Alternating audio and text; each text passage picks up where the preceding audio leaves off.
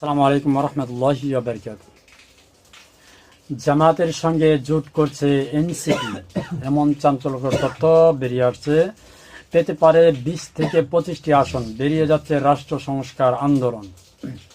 ত্রয়োদশ জাতীয় সংসদ নির্বাচন ঘিরে জাতীয় নাগরিক পার্টি, এনসিপি, আমার দেশ আমার বাংলাদেশ পার্টি এবং এবি পার্টি, যেটা আমরা বলি, এবং বাংলাদেশ রাষ্ট্র সংস্কার আন্দোলন নিয়ে গঠিত হয়েছিল গণতান্ত্রিক সংস্কার জোট।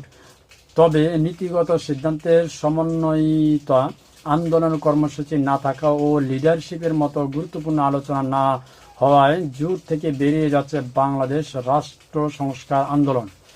জোটের নেতাদের সঙ্গে কথা বলে জানা গেছে, এনসিপি আসন সমঝোতা নিয়ে দর কষাকষি চলছে জামাতে ইসলামের সাথে।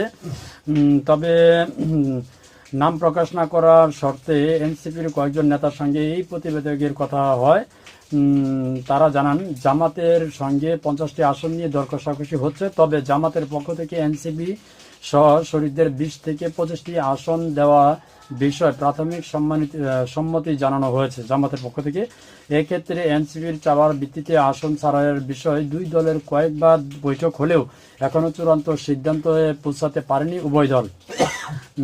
তবে রাষ্ট্র সংস্কারের পক্ষে দুই দলের মতো এক হওয়া এনসিপি জামাত জোট প্রক্রিয়াধীন রয়েছে বলে সূত্র জানিয়েছেন।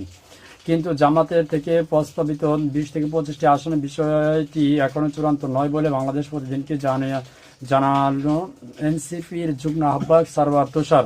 তিনি বলেন, জামাতের সঙ্গে আলোচনা এখনও প্রক্রিয়াধীন রয়েছে। চূড়ান্ত ফলাফল পেতে আরও 2 দিন সময় লাগবে। তার মানে প্রতিবেদনে বোঝা যাচ্ছে যে এনসিপি এবং জামাত একজোট হতে যাচ্ছে। দেখা যাক সামনে কি হয়, 2 দিন পরে বোঝা যাবে।